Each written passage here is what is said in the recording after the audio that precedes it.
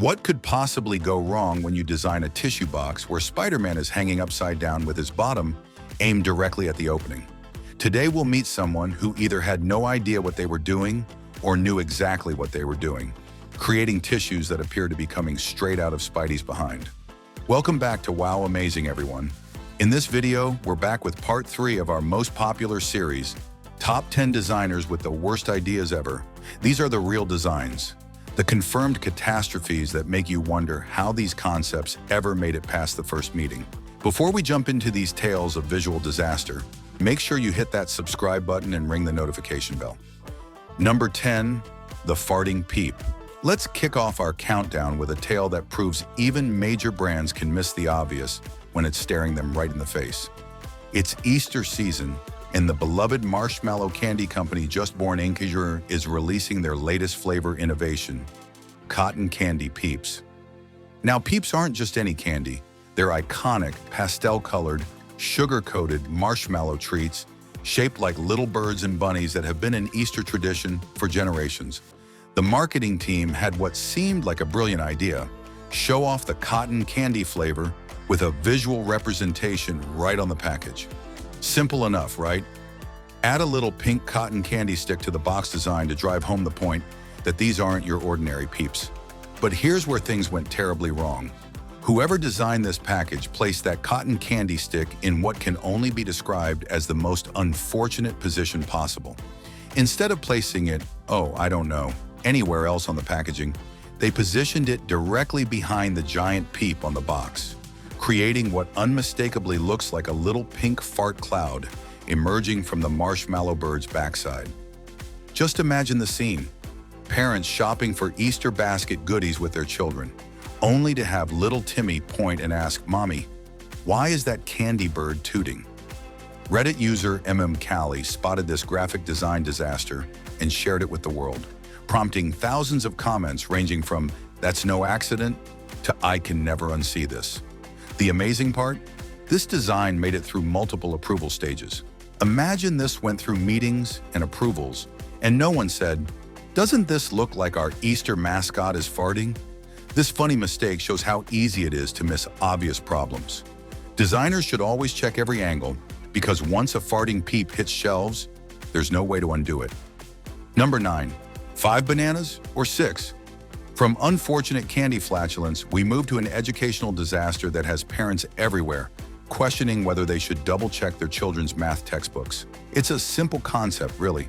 A children's first counting book should, at the very minimum, get the actual counting part right. Reddit user UltraLaser23 thought they were making a solid parenting choice when they purchased My First Numbers book for their young daughter, hoping to give her a head start on basic arithmetic. The book promised to be straightforward. Each page would show a number, the word for that number, and the corresponding quantity of objects to help little ones connect the concept.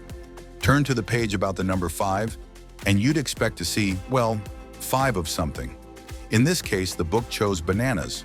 5 bananas, the text proudly proclaimed, alongside an illustration of the yellow fruit. There was just one tiny problem that apparently no one in the publishing house noticed. The illustration clearly showed 6 bananas. A book whose sole purpose is to teach children how to count correctly couldn't get its own counting right. One job. They had one job. This catastrophic oversight makes you wonder what other mathematical errors might be lurking in educational materials. Is there a geometry textbook out there teaching kids that circles have corners? Is there a fraction guide suggesting that 2 halves make a third? This banana blunder reminds us that when creating educational content, the bare minimum expectation is factual accuracy, especially when the entire purpose of your product is to teach those very facts. Number 8, chewable hair, skin and nails.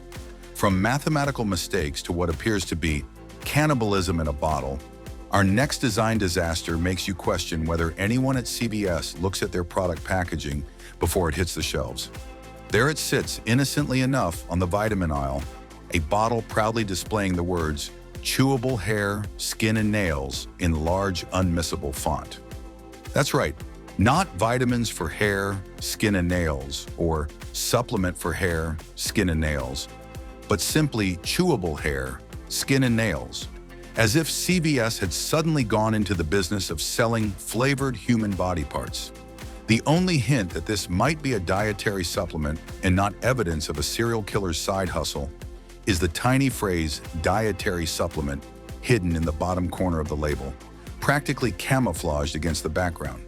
To make matters worse, they've added strawberry lemon flavor nearby, leaving customers to ponder the disturbing question: what does strawberry lemon-flavored human tissue taste like, and how did CVS's R&D department figure that out? This packaging disaster goes beyond mere unfortunate placement. It's a complete communication breakdown. The entire purpose of product packaging is to clearly convey what a product is, and this one does exactly the opposite. Imagine a tired shopper quickly scanning the aisles, spotting this, and doing a cartoon-like double take. Chewable? Wait, what? Or worse, imagine someone with limited English proficiency trying to figure out what this product is. The potential for confusion isn't just funny, it's a legitimate design failure. The true irony here is that vitamins for hair, skin, and nails are typically taken to improve appearance. Yet the appearance of this product's packaging is so horrifying that it undermines its own purpose. Number 7. Black and gold cans of doom. From accidentally suggesting cannibalism to potentially poisoning your entire family, our next design disaster comes from down under, where one Australian brand apparently decided that telling their products apart wasn't all that important. Black and Gold is a budget brand in Australia that sells hundreds of household essentials. Their approach to branding is simple and consistent. Everything comes in bright yellow packaging with black lettering. Clean, recognizable, cost-effective. What could go wrong? Well, as it turns out, quite a lot when you apply this one-size-fits-all design approach to products that should never be confused with each other. Case in point, Black and Gold's cooking spray and insect killer. Both come in nearly identical aerosol cans. Same size, same bright yellow color, same black text layout. The only significant difference? One is meant to coat your frying pan before cooking eggs, and the other is designed to murder cockroaches. It doesn't take a safety expert to see the problem here. In a dimly lit pantry or under the sink, telling these two products apart would require careful reading, something most of us don't do every single time we grab a familiar-looking can. Imagine you're cooking dinner, the oil is heating in the pan, you reach for what you think is cooking spray, give it a generous spray, and suddenly your kitchen smells like chemicals instead of canola oil. Best case scenario, you notice before adding food. Worst case, a trip to the emergency room. Number 6. Lisa Jackson deserves to die. From potential poisoning to apparent death threats, our next design disaster proves that book cover layout deserves more thought than just slap the title under the author's name. Lisa Jackson is a successful author with dozens of romance novels under her belt, including a popular series with "To Die" in each title. The 6th book in this series, published in 2014, was called Deserves to Die. Seems straightforward enough, right? Another thriller with a dramatic title promising suspense and danger. But here's where the design team dropped the ball in spectacular fashion. When creating the cover, they placed the title Deserves to Die directly underneath Jackson's name in a continuous visual flow, essentially creating the phrase, "Lisa Jackson deserves to die," for anyone glancing quickly at the cover. The cover of this book, which was displayed in bookstores across the country, appears at first glance to be suggesting that the author herself deserves to meet a grisly end. It's hard to imagine a more unfortunate layout for an author. Picture shoppers browsing the thriller section, only to be confronted with what looks like a literary death threat. New from the publisher, this writer should be murdered. The real question is how many people had to approve this design before it went to print. Editor, marketing team, publisher, and presumably Lisa Jackson herself all looked at this cover and somehow missed the fact that it appeared to be calling for the author's demise. This literary layout disaster reminds us that in design, it's not just about what elements you include, but how those elements read together. Because when your book cover accidentally suggests your star author should be killed, you might want to reconsider your design approach. Number 5. The elevator switch that never was. From accidental death threats to intentional confusion, our next design disaster shows what happens when form completely ignores function and leaves users stranded. sometimes literally. We've all been there. You step into an elevator, scan the panel for your floor number, and press the button. It's such a simple interaction that we barely think about it. But one designer decided that this everyday experience wasn't confusing enough and created what can only be described as the world's most mysterious elevator control. Instead of the standard buttons or even a touchscreen with numbers, this elevator featured what looked exactly like a light switch. Yes, a regular up-down wall switch, the kind you use to turn your bedroom light on and off. Now try to imagine how you would use this to select one of multiple floors. Do you flip it up for going up? Down for going down? How many times do you flip it to reach the 5th floor? The design offers absolutely no clues. Users confronted with this bizarre control panel were left completely puzzled. Some probably just stood there, flipping the switch back and forth, hoping the elevator would somehow read their minds. Others might have given up entirely and taken the stairs, which was perhaps the designer's secret agenda all along, improving public health through utterly confusing elevator controls. What makes this design particularly maddening is that elevator buttons are one of the most standardized, universally understood interfaces in the world. Everyone knows how to use them. There was no problem that needed solving here. Yet someone decided to reinvent this perfectly functional wheel and replace it with what amounts to a mechanical riddle that users must solve before they can reach their destination. Even worse, this design fails the most basic test of accessibility. How would someone with visual impairments know which floor they were selecting? How would anyone know, for that matter? This switch to nowhere reminds us that innovative design is only valuable when it improves the user experience. When your creative solution leaves users stranded between floors, scratching their heads in confusion, it's not innovation. It's just bad design. Number 4, the massaging towel lady. Our next design disaster makes us question whether the graphic designer has ever actually seen a person before. Picture this, a spa advertisement showing a couple enjoying a relaxing massage. The man looks normal enough, lying face down on a massage table. But the woman? Well, that's where things get weird. Instead of showing her full body, the designer decided to have her torso transition seamlessly into a rolled-up towel. Yes, you read that correctly. Where her lower back should be, there's suddenly a perfectly cylindrical towel roll, creating what can only be described as a human towel hybrid that defies both anatomy and common sense. Reddit user Cream77 shared this bizarre image to the Crappy Design subreddit, leaving thousands of viewers to ponder the same question. What exactly was the designer thinking? The transition is so smooth, so deliberate, that it's hard to believe this was an accident. Did the designer run out of stock photos and decide to improvise? Was this some sort of avant-garde statement about the transformative power of spa treatments? Or did someone simply not notice that they had created a mutant towel woman who would terrify rather than relax potential customers? Whatever the reasoning, the result is an image that becomes more disturbing the longer you look at it. What was meant to convey relaxation instead leaves viewers wondering if this spa offers experimental genetic splicing alongside their deep tissue massages. The truly baffling part is that this design presumably went through some sort of approval process. Someone looked at this human towel abomination and thought, yes, this will definitely make people want to visit our spa.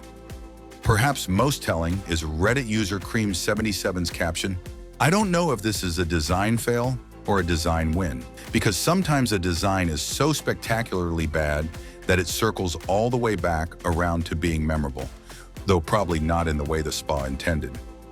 This anatomical anomaly reminds us that when it comes to marketing materials, sometimes the simplest approach is best. Because when your spa advertisement suggests that your massages might transform clients into terrifying towel hybrids, you might be sending the wrong message about your services. Number 3, the National Fisheries fish building. From human towel hybrids to architecture that's just too literal, our next design disaster proves that sometimes the obvious solution is also the laziest one. In April 2012, the National Fisheries Development Board in India proudly unveiled their new regional office near Hyderabad. The building was meant to be a statement, a bold architectural declaration of the organization's purpose. And what better way to announce "we deal with fish" than to construct your entire 4-story office building in the shape of a giant fish? Not a subtle nod to aquatic themes. Not an abstract interpretation of ocean waves. No, they went with a massive, silvery, unmistakable fish, complete with scales, fins, and a gaping mouth serving as the main entrance. The designers reportedly drew inspiration from Frank Gehry's monumental fish sculpture in Barcelona. But there's a crucial difference. Gehry's work is an artistic sculpture, not a functional office building where people have to work every day. Architectural critics were not kind. The building was widely panned for its overly literal approach, essentially copying the shape of a fish and pasting it onto the site as a building. Critics noted there was no effort to abstract the fish shape or break it down into elements that would actually make sense for a functional structure. What makes this design particularly unfortunate is that it reduces a serious government organization to a roadside attraction, the architectural equivalent of a tourist trap like the world's largest ball of twine. This fishy fiasco reminds us that while theme design can be powerful when done with subtlety and purpose, taking the most obvious approach often leads to results that are both impractical and embarrassing. Because when your serious government building looks like it belongs in a cartoon, you might want to reconsider your architectural priorities. Number 2, Spiderman Tissues. From fish-shaped buildings to superhero bodily functions, our next design disaster proves that sometimes placement is everything, especially when you're dealing with a character who hangs upside down. Kleenex, a brand known for helping people blow their noses, decided to partner with Marvel to create Spider-Man-themed tissue boxes. Great idea in theory. Kids love Spider-Man, and having their favorite hero on the tissue box might actually encourage them to use tissues rather than their sleeves. The concept was simple. Show Spider-Man in his classic upside-down hanging pose on the box. And here's where the design team either made a catastrophic oversight or pulled off the most brilliant prank in consumer product history. They positioned Spider-Man so that his lower half was directly above the opening where the tissues come out. The result? Every time someone pulled out a tissue, it appeared to be emerging directly from Spider-Man's rear end. The visual was so unavoidable that it immediately went viral, with parents everywhere either horrified or laughing hysterically at the unfortunate imagery. Children, of course, found it hilarious, probably leading to unprecedented tissue usage as kids repeatedly pulled tissues just to giggle at the sight. Real spiders do indeed spin webs from spinnerets located near their rear ends. So in a bizarre twist, this inappropriate-looking design is technically more accurate to actual spider biology than the wrist-based web shooters the comic book character uses. Was this an innocent mistake by designers who simply didn't consider how it would look? Or was it an intentional joke that somehow made it past Marvel's notoriously strict licensing department? We may never know. Number 1, Hot Ninja Coffee. Our number 1 design disaster takes us to Jordan for a story so offensive it managed to anger both religious groups and corporate lawyers. Quite an achievement for a single t-shirt design. It's around 2015 in Jordan, and clothing brand Malabas has released what they called Hot Ninja Coffee, a t-shirt featuring a figure in what appears to be a full-body black niqab, but with a design that strongly resembled the Starbucks logo. The shirt immediately sparked controversy, with many seeing it as mocking traditional Islamic dress. The veiled figure in the center, positioned similarly to the mermaid in the Starbucks logo, struck many as a deliberate attempt to create something provocative rather than respectful. According to reports, complaints were regularly lodged by people who found the shirt offensive toward those who wear the niqab. On a naughty rating by Jordanian standards, it scored a concerning 7 out of 10. Yet despite the cultural offense it caused, the shirt remained in circulation for several years. Malabas apparently decided that controversy was good for business, and the shirt became as popular as it was offensive. What finally ended this offensive design's run wasn't cultural sensitivity or a realization that mocking religious dress might be in poor taste. No, it was Starbucks' legal team that finally put a stop to it. In 2019, Starbucks Coffee Company's legal representatives in the Middle East filed a formal legal complaint against the design. Apparently, mocking religious dress was acceptable, but infringing on corporate copyright was a step too far. Malabas complied with the legal request, and the design was finally pulled from circulation, not because it was offensive to a religion, but because it was offensive to a coffee company's intellectual property rights. The Hot Ninja Coffee t-shirt stands as a perfect example of how design can cross multiple lines simultaneously: cultural, religious, and legal, creating a perfect storm of bad taste that earns it the top spot on our list of designers who should go to hell for their ideas. And there you have it, folks, another complete collection of humanity's most spectacular failures in basic design thinking. From farting peeps to fish buildings, from cannibal vitamins to superhero bathroom tissue, this volume has shown us that when it comes to poor judgment in design, creativity knows absolutely no bounds.